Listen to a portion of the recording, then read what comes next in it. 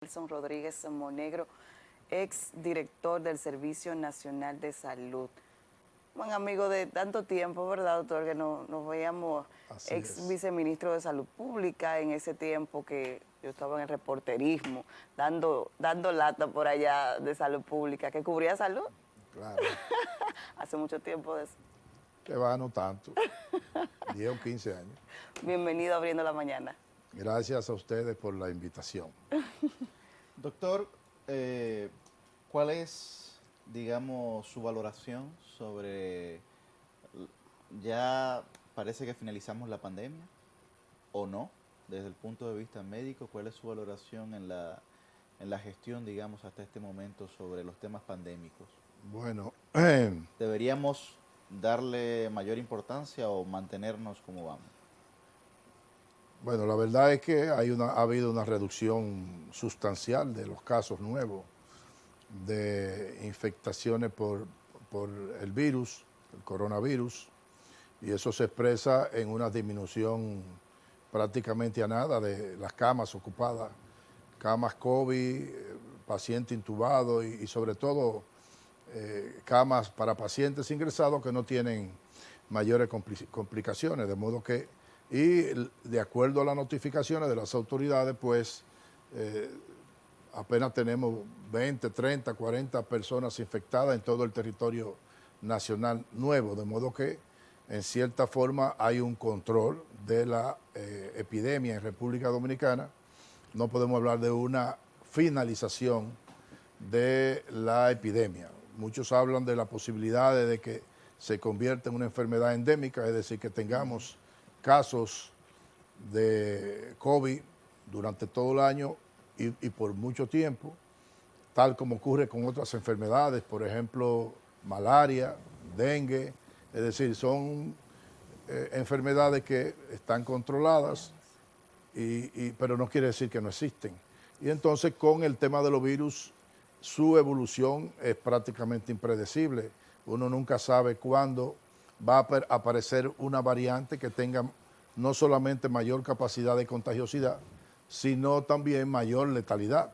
Como consecuencia, debe mantenerse en el país pues la alerta epidemiológica y que ese servicio tan importante que le da seguimiento desde el punto de vista estadístico a los casos, pues pueda en cualquier momento detectar a tiempo el surgimiento de cualquier nuevo brote de la enfermedad. Y como el país, de acuerdo a las autoridades, tiene también la capacidad de secuenciar el virus, pues podríamos también tener la oportunidad de poder detectar el inicio de algún tipo de variante en la República Dominicana. De modo que desde el punto de vista del país hay un control de la enfermedad. O sea que usted valora el manejo que ha tenido la gestión del presidente Luis Abinader en cuanto a materia de la pandemia. Del control del COVID. Del control del COVID. En términos de resultados, sí. En términos de procedimiento hay muchas cosas que debieron haberse hecho o no debieron haberse abandonado y se abandonaron. Tal es el caso, por ejemplo, de la vigilancia epidemiológica y todo. Para controlar una epidemia, básicamente se trata de políticas desde el punto de vista epidemiológico y darle seguimiento. Aquí se la jugaron con el tema de aplicación de vacuna y las restricciones desde el punto de vista de confinamiento en un momento y eso. Pero aquí se dejaron de darle seguimiento a los contactos de los que se detectaban. Por ejemplo, llegamos a tener alrededor de 46.000, 47.000 casos activos de la enfermedad, pero nadie sabía dónde estaban esos pacientes, estaban en su casa. Nadie le dio seguimiento a los contactos para poder detectar nuevos casos de contagio. De modo que desde el punto de vista de esa estrategia, el país no funcionó adecuadamente. Por otro lado, tuvo muchas debilidades, el tema de la estrategia de comunicación. Ahí fallaron totalmente porque precisamente nosotros no llegamos a más del 70% de vacunados por esa mala estrategia de comunicación. Porque el país, las autoridades en un momento determinado debieron haber hecho una encuesta sobre las personas que no querían vacunarse, a ver cuál era el motivo por el cual no querían vacunarse. Entonces, estamos hablando de que se tejieron muchas teorías, ¿verdad? La teoría de la conspiración, el tema de Del personas chip. que no creían en la vacuna, aquellas personas que creían que los efectos secundarios eran mayores, otras que no tenían ningún efecto, en De fin. hecho, hay personas que tienen una vacuna y otros que tienen dos, Y dejaron otros de que tienen ponérsela cuatro. porque en algunos momentos pues hubo algunos procesos de comunicación desacertados, como el tema de la tercera dosis en un momento determinado, posteriormente la cuarta dosis, Wow. posteriormente el hecho de vacunar a los niños por debajo de 11 años. Todo eso trajo una serie de confusión que aumentó pues la incertidumbre de la gente y los resultados fueron que no pudimos avanzar posteriormente en el porcentaje de vacunados. Mire que en ese último punto, en lo que respecta a la vacunación de menores de 11 años, como que de repente se inició, pero se descontinuó.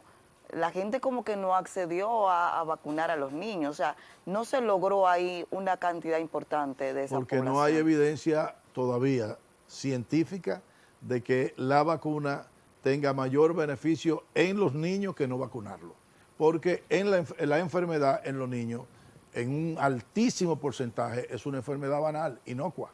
Y entonces, como no se habían hecho experimentos en niños, pues no sabíamos pues los efectos secundarios que podían derivarse de esa vacuna en niños por falta de esa investigación. De modo que aquí se precipitaron, entiendo yo, como un mecanismo de aumentar la cobertura de vacunación ante la negativa de una parte importante a no quererse vacunar y la acumulación de vacunas. Doctor, usted que conoce bien el sistema de salud, porque tiene muchos años ya en lo que era la gerencia de esa parte y fue director del Servicio Nacional de Salud. Ahora mismo, ¿cuál es la situación del sistema dominicano de salud a nivel hospitalario? Bueno, yo creo que nosotros hemos entrado en una especie de regresión y podría decirse que estamos camino de una contrarreforma de todo el proceso desde los principios de los 90 y más intenso en la primera década de este siglo, del tema de la separación de las funciones porque tiene un objetivo. Es decir, el ministerio perdía el mayor tiempo en gerenciar y administrar hospitales. Como consecuencia, no estaba en competencia de ser el ente rector que se necesita de regulación, de control, de garantía de la calidad, de formular políticas públicas en el área de la salud, en fin. Entonces se sacó la ley 123-15 que separa toda la parte de provisión de servicios del ministerio. Hoy en día entiendo que primero se ha reducido, digamos, la capacidad del Ministerio de Salud.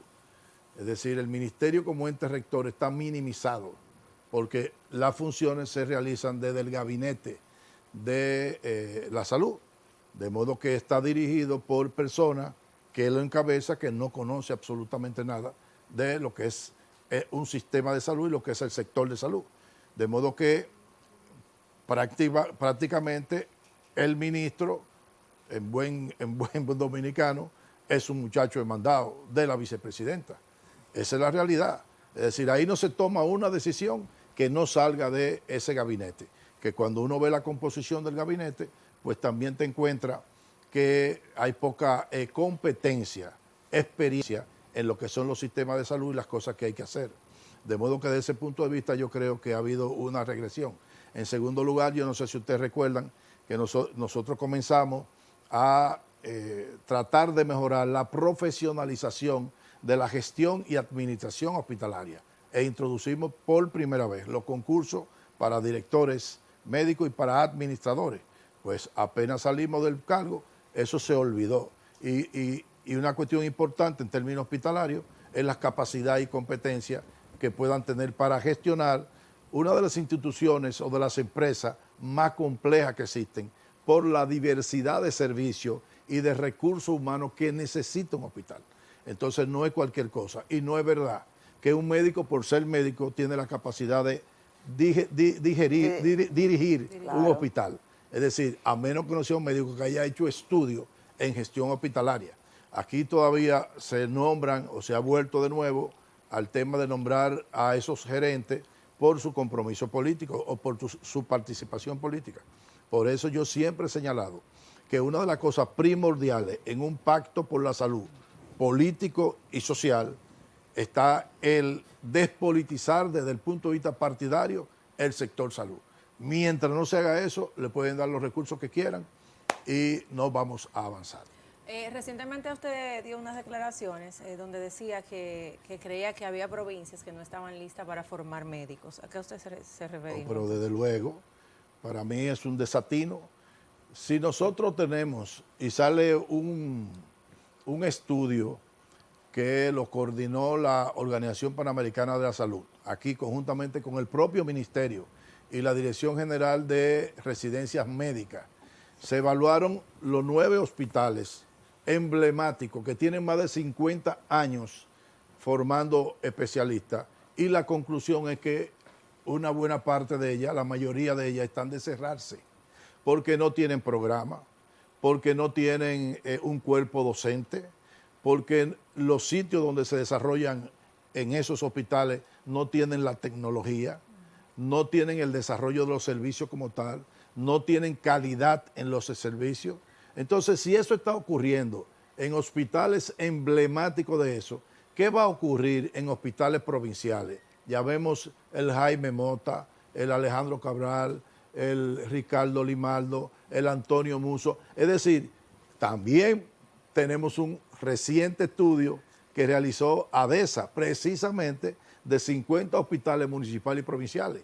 ¿Y qué fue lo que resultó de ahí? Un desastre. Entonces nosotros vamos a formar especialistas en centros que no tienen las condiciones para desarrollarlo, por carencia de todo tipo. ¿Qué vamos a formar? Bueno, pues yo conozco cirujanos que han salido graduados que no saben operar. Conozco pediatras que no saben de pediatría.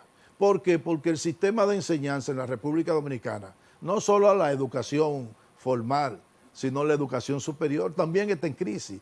Y las residencias médicas en República Dominicana están en crisis. Entonces, la excusa de querer llevar residencias médicas o formación de especialistas a las provincias con el objetivo, dígase bien, con el objetivo de que cuando se gradúen se queden, es decir, un mecanismo para que posiblemente esos que se gradúen en esos sitios se queden en la provincia. ¿Y cuál es el análisis que se ha hecho respecto de por qué especialistas no van a esos municipios, a esas provincias? Hay un problema de tipo salarial. No es verdad que un especialista se va a ir con su familia para Pedernales, para Jimaní, con su familia con un salario de 50,000 y pico de pesos. No es verdad. Entonces, ¿qué es lo que hay que hacer? Bueno, primero, arreglarle esos salarios. Y yo diría que en términos generales, de acuerdo a la posibilidad económica, un especialista en esos sitios no debe ganar menos de 125,000 pesos. Pero además tener otros incentivos adicionales. ¿Qué va a pasar con la educación de sus hijos? El tema de vivienda. ¿Por qué no podemos nosotros construir vivienda para esos médicos que habitan ahí? No van a ser de ellos, sino que el día que decidan irse, Exacto, le queda para el médico que va a volver. En fin, hay una serie de mecanismos, pero evidentemente que se está haciendo un flaco servicio en términos de la calidad, de la atención, cuyo principal agente es el médico, a nosotros estar mal formándolo. Ahora, ahí hay que tirar una mirada más integral del recurso humano en salud. Ustedes están viendo que se están yendo para Europa enfermeras, pero se van muchísimos médicos también. Y tenemos muchísimos médicos por ahí, como dicen, doblando y enderezando calles. Y en Estados Unidos Así también mismo se van a es. Estados Unidos. Eso es. Entonces, en el 18, solamente la Universidad Autónoma de Santo Domingo tenía 18,000 estudiando medicina, que con las otras universidades llegaban casi a 30,000. ¿Dónde diablo lo van a meter? Porque no hay una conexión de la formación de profesionales con el mercado laboral. Eso es una. Entonces, No, iniciando por las residencias. ¿Dónde? Porque la mayoría no quiere irse al pero por interior esa, a hacer las no residencias. quiere irse por Entonces, esas condiciones. Pero aparte de eso, nosotros tenemos que regular la entrada de los estudiantes a estudiar medicina. No es que no haya acceso, es que podamos tener un mecanismo de los mejores que tienen esa real vocación, esa sensibilidad social para que entren a la universidad. ¿verdad? Eso es importante. Darle prioridad. Segundo, nosotros tenemos que ver, yo siempre he sido partidario de eliminar la pasantía. En este país no tiene sentido la pasantía. Lo único que se la pone difícil a los recién graduados. Segundo, por ley le están exigiendo al recién graduado que tiene que hacer un año de pasantía para tener el S4, la licencia. Sin embargo, el Estado no tiene la capacidad de absorber a todo el que se gradúa. De modo que una buena parte de esos que han hecho mucho esfuerzo para estudiar tienen dos caminos. O hacerla de manera gratuita, honorífico, y no pueden hacerla muchas porque sus condiciones en su casa no se lo permiten, o quedarse esperando un año, 2 años para que le puedan dar una pasantía remunerada. Entonces eso es injusto. Segundo, se supone que un recién graduado debe tener un ejercicio supervisado. Además, las personas que no tienen ese 4 no pueden ejercer, de modo que un médico pasante no puede estar solo. En la práctica, ¿qué ocurre? Están solos. Llegan a cualquier sitio y es el médico del pueblecito, ese médico, sin ningún tipo de supervisión ni nada. Entonces eso no tiene sentido. Entonces mi posición es que debemos eliminar la pasantía. Ahora ahí surge el tema de cómo vamos a otorgarle la licencia, el S4, si se quita la pasantía. Entonces el médico es el único recurso humano en salud que tiene que hacer una pasantía. Ni la hacen los psicólogos, ni la hacen los bioanalistas, ni lo hacen los licenciados en enfermería, ninguno. Entonces, ¿qué es lo que hay que hacer? Para mí, introducir una serie de cambios en la universidad. Ustedes recuerdan que hubo un momento de una discusión del famoso examen único, que era válido para entrar a la residencia y para darle el S4. Un disparate, porque son dos cosas diferentes. El tema Pero un problema en su momento que incluso tuvieron que... Al final quedó tuvieron que letra descontinuarlo, muerta. claro. Entonces, ¿cuál es mi posición? La posición mía es que dentro del desarrollo de la carrera haya 2 exámenes. Primero, ustedes saben que existe la premédica, es decir, los primeros semestres de la carrera de medicina, muchos son comunes, con bioanálisis, con farmacia, es decir, hay materias comunes. Entonces, cuando se termine la premédica, se instituye un examen para entrar a la parte clínica. El que pase el examen, pues entra a la parte clínica. El que no, puede derivarse para otra de las ramas de la salud o espera para coger de nuevo su examen. Luego, el prerequisito para entrar al internado, que es el último año de la carrera, de la práctica, entonces el prerequisito es tener toda su materia aprobada. Antes de entrar al internado, le damos entonces el examen de clínica. Punto. El que pasa el examen va a su internado. ¿Qué ventaja tiene esto? Que el estudiante lo va a ver como un examen más dentro de su carrera. Eso es lo primero. Y lo segundo es que una vez se ha graduado, que la universidad le entrega su título, inmediatamente se le entrega su licencia. Doctor, mientras usted estuvo en lo que era el aparato, la dirigencia de todo el sistema de salud, ¿planteó en su momento esos cambios? Todo eso. ¿Y qué pasó? Bueno, que no se le hace ¿Hay caso. resistencia? Porque ¿Había resistencia a esos desde cambios? luego que hay resistencia. Por ejemplo, lo primero es el colegio médico que se opone a la eliminación de la pasantía. Y cuando tú oyes, ¿cuáles son las razones? No, que eso fue una conquista gremial. Primero, no fue verdad que fue una conquista gremial, porque eso no partió del colegio médico o de la asociación médica en ese tiempo, sino eso partió de la necesidad de llevar médicos al área rural. Es una ley del 64. No había médicos en el área rural. Y en segundo lugar, como una forma de retribuir lo que el Estado había invertido en la formación de ese médico. Es decir, todo eso ha cambiado, pero el colegio médico mantiene. Entonces nosotros preferimos seguir poniendo parche y haciendo política de tipo cosmética, más que realmente irnos a la raíz del problema para tratar de solucionarlo. Doctor, pasando a otro tema, hemos visto que en los últimos días han ocurrido algunos escándalos en términos policiales con distintos jóvenes que han perdido la vida al ser llevados a destacamentos. Y en algunos casos se ha querido tratar de decir que algunos de esos jóvenes tenían condiciones psiquiátricas, en términos, digamos, mentales. ¿Cuál es, desde su perspectiva, la realidad psiquiátrica de la República Dominicana? ¿Nos hemos vuelto un país más que agresivo, ya violento? Y si la pandemia agravó ese tipo de patrones conductuales que, digamos, veníamos arrastrando históricamente, pero que ahora se están viendo desde la autoridad hasta la ciudadanía. Bueno, ¿Cómo lo ve usted en términos médicos, digamos? No, yo te lo voy a dejar, no solamente en términos médicos.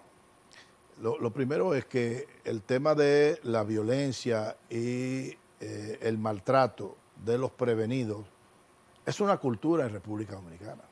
El tema no es que las personas tienen ¿El problemas. Servicio Nacional de Salud recibía muchos maltratados prevenidos? El Sistema Nacional de Salud, los hospitales, recibían muchos. Claro, ¿Hay alguna recibe. estadística de que recibían? No, el servicio no la tiene, pero uno podría perfectamente recabarla en los hospitales.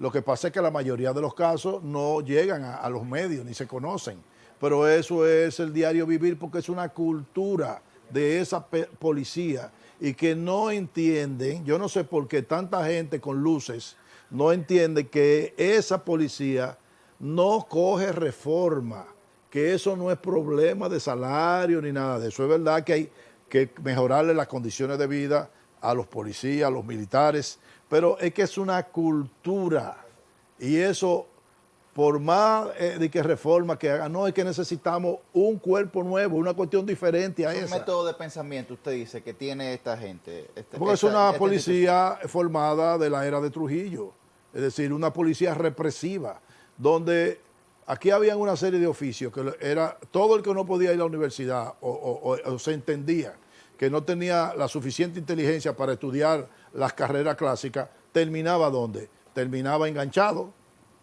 Por eso la mayoría de los agentes policiales y de los cuerpos castrenses son gente de áreas rurales.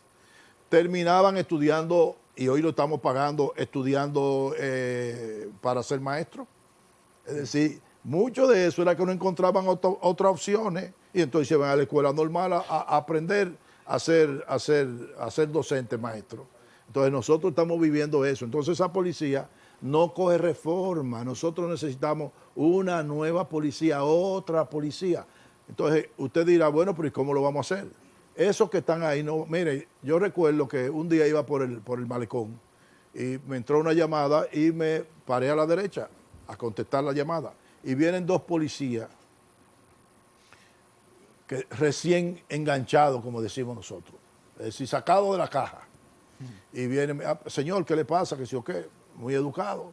Digo, no, recibí esta llamada y me detuve precisamente, me parqué para contestar la llamada. Me dice, está bien, bueno, está bien, se va, pero el que se queda atrás va donde mí me dice, no hay nada para nosotros. Ay, santo Entonces padre, estamos hablando de gloria. una gente recién salida. ¿Qué quiere decir eso? Que dentro del proceso de formación está eso.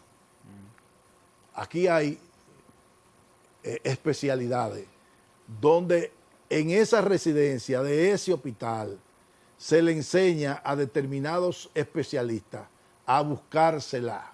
Y por eso usted encuentra muchísimos problemas que hay en el proceso de formación, porque hay un problema de valores éticos en la República Dominicana. De modo que eso hay que modificarlo. Desde luego que el tema de la pandemia, pues, por muchísimas razones ha exacerbado alteraciones del comportamiento de la gente. Primero, una enfermedad que en sus inicios existía la amenaza de que te pudiera dar y morirte. Y yo no creo que en República Dominicana haya alguna persona que no conozca a un familiar o un relacionado que haya fallecido de la pandemia. Todo el mundo tiene un familiar y varias familias que murieron. De modo que yo no estoy de acuerdo con que 4.376 son los que han fallecido. Estoy más de acuerdo con el dato que daba la Junta Central Electoral, la oficialía civil, el doble de esa cantidad, llenada con acta de defunción. Sí. Y no es verdad que el acta de defunción lo llenan de que alcalde pedaño, que eso pasó hace tiempo en este país. Ahora hay médicos en todos los sitios, lo llena un médico. Y ese médico llenaba eso, ¿por qué? Porque los signos y los síntomas que tenían eran características de esa enfermedad que cuando existe una epidemia usted tiene que atribuírsela a esa. Otro dato que nos podría dar nosotros, la cantidad de fallecimientos que hemos tenido durante la pandemia, es que nos den cuál fue la cifra de mortalidad general en el país en cada uno de esos años. Como no ha existido otra cosa diferente a la pandemia, el excedente de mortalidad usted tiene que atribuírsela a la pandemia. De modo que esa situación desde el punto de vista de la amenaza a la salud, pues evidentemente que altera. Pero además de eso, el confinamiento, es decir, usted tener que estar confinados en un espacio, interaccionando. Y recuerden que inicialmente... Y si no hacía confinamiento, la reacción policial era represiva también. Represiva también. Y recuerden que inicialmente el confinamiento era desde las 2 de la tarde. Estamos hablando que apenas en la mañana había un espacio. Esa es una. Y después cuántas personas perdieron sus ingresos porque perdieron los trabajos. Entonces todo eso genera una carga de ansiedad, de angustia, que se traduce en un cambio de comportamiento de la gente. Pero además nosotros somos una población, independientemente de eso, agresiva. ¿Por qué? Porque a diario, ¿qué es lo que más pone agresivo a una persona? El que le conculquen su derecho, en que lo maltraten. Y a usted a diario, aunque a usted lo maltratan. Es decir, aquí lo que funciona es el tráfico de influencia, el usted tener un padrino que puede ser político, puede ser del sector empresarial o de la iglesia, de esos factores fácticos. Pero una persona de a pie, común y corriente, a diario se le conculcan sus derechos y como tal todo eso produce un crispamiento de la población. A propósito de eso, hablábamos de la agresividad de las personas, de los confinamientos, y si bien es cierto, en la pandemia tuvimos que estar encerrados muchas horas. Yo misma, pues al principio sufrí de ataques de ansiedad, porque en realidad yo no sabía lo que estaba pasando.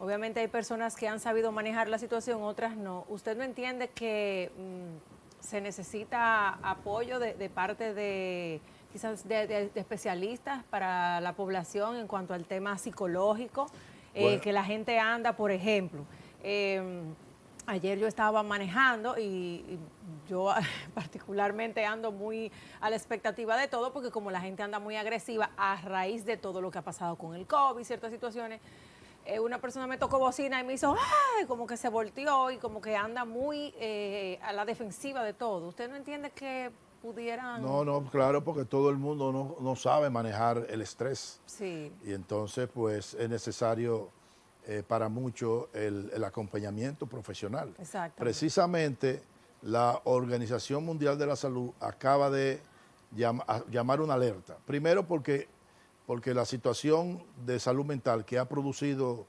la pandemia ha desnudado los servicios de salud y la precariedad que existe en términos asistenciales para las personas que tienen trastornos de comportamiento. Entonces, en República Dominicana, pues nosotros carecemos de eso, es decir, a nivel, por ejemplo, de unidad de atención primaria, nosotros no tenemos psicólogos hoy en día. Y es fundamental que exista en cada unidad, como parte del equipo básico de salud, un psicólogo. No, y sobre todo la cobertura de salud, debe existir. La seguridad social, tenemos también con la psiquiatría también. Muy pocos psiquiatras. Entonces, el sistema de atención público a pacientes, yo creo que en la gestión anterior se hizo un buen intento. Cuando se modificó o se transformó lo que era el antiguo 28, que era un almacén de personas enajenado mental que lo habían la familia abandonado ahí, que tenían 20 y 30 años viviendo ahí. Eso se convirtió en un centro de rehabilitación psicosocial. Y para entenderlo, yo le invito a que un día vayan a ver eso.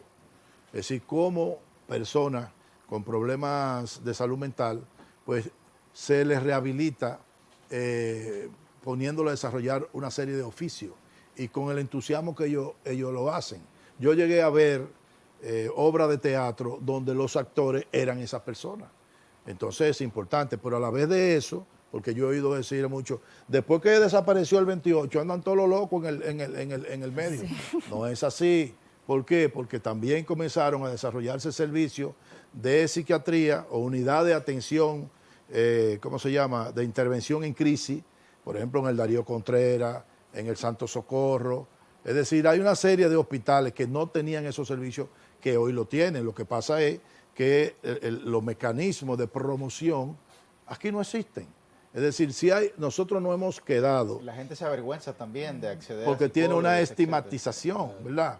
Pero nosotros, por falta de educación.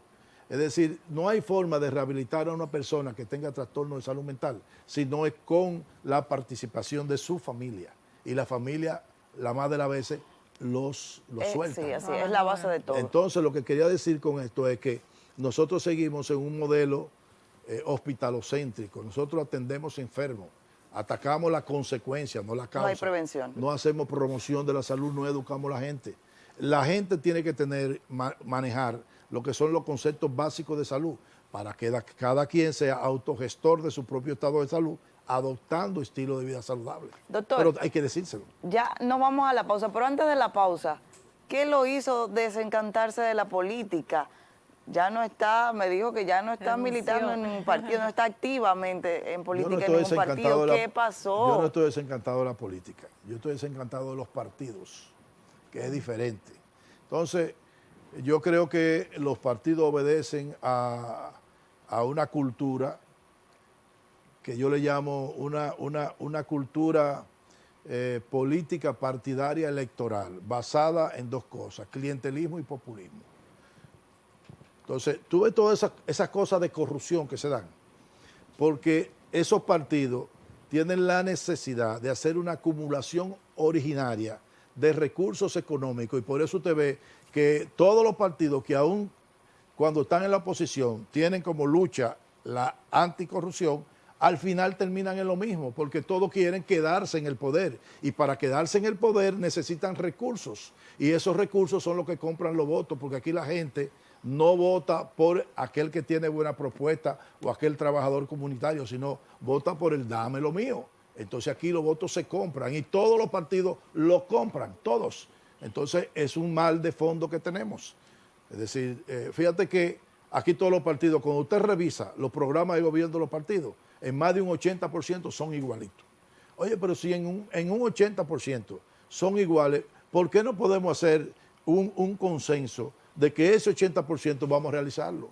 Entonces, por eso pasan los años, el país tiene un crecimiento enorme, pero eso no se traduce en bienestar para una parte importante de la población. Y seguimos con los mismos problemas de hace 40 y 50 años. Aquí no hay un problema que se haya resuelto. Como dice Dario, usted se salió de la trampa. No, y lo digo con dolor, ¿verdad? Porque yo realmente lo que soy es bochista, y cuando era al único partido que había pertenecido en mi vida fue al PLD. Pero yo lo que soy es bochista, y el PLD se alejó de eso. Y a veces me preguntan, Nelson, pero tú duraste muchos años ahí. Siempre uno alberga la esperanza de que en algún momento las cosas van a cambiar. Y realmente yo tuve la oportunidad de las cosas que pensaba hacerlas sin tener mayores complicaciones. Lucha, porque siempre he navegado en contra de la corriente, pero los presidentes no se metían conmigo, hasta que yo estaba opuesto a la reelección. ¿Ve? Ok. Entonces, hasta ahí llegó. Hasta ahí llegó. ¿Ve? Entonces, ¿por qué vinieron mi desavenencia en el Servicio Nacional de Salud? No fue por un tema puramente político. Es decir, de que yo no estaba de acuerdo con eso, incluso lo había hablado con él, y me había dicho, yo no voy a aspirar otra vez porque yo reconozco el daño que le ha hecho a este país el tema de reelección. Se contradijo a sí mismo, y 4 Danilo, meses entonces. más tarde estaba en eso. ¿Y qué resulta? Que como yo nunca he sido populista ni clientelista, ni daba empleo porque me lo mandó el partido o lo no, se necesita, no se necesita. ¿Tiene capacidad o no tiene capacidad? ¿Va para un sitio donde hace falta ese recurso humano? Sí. Entonces yo no me salía de ahí. Y como yo no le resolvía a muchísimo, cuando comenzaron a conformarse los equipos políticos para apuntalar esa segunda reelección, todos esos diputados, senadores, gobernadores, lo primero que tenían en la boca es a Nelson Rodríguez, que no nos resuelve. Hay que quitarlo. Entonces, llegó un momento que, fíjense que algo importante que muchos no conocen, es que el cargo del Servicio Nacional de Salud, de gerente, director general de eso, una vez lo eligen es por 4 años por ley. El presidente no puede quitarlo. Pero ¿qué resulta? Cuando yo sé ya que me tiene más arriba el moño, ¿qué es lo que yo voy a hacer? Voy a estar pulseando con... No, tenga su cargo, porque yo no estoy obligado hasta aquí. Doctor, muchísimas gracias por acompañarnos. Gracias a ustedes por invitarme. Señores, vamos a una pausa, pero todavía hay más en Abriendo la Mañana después de la pausa.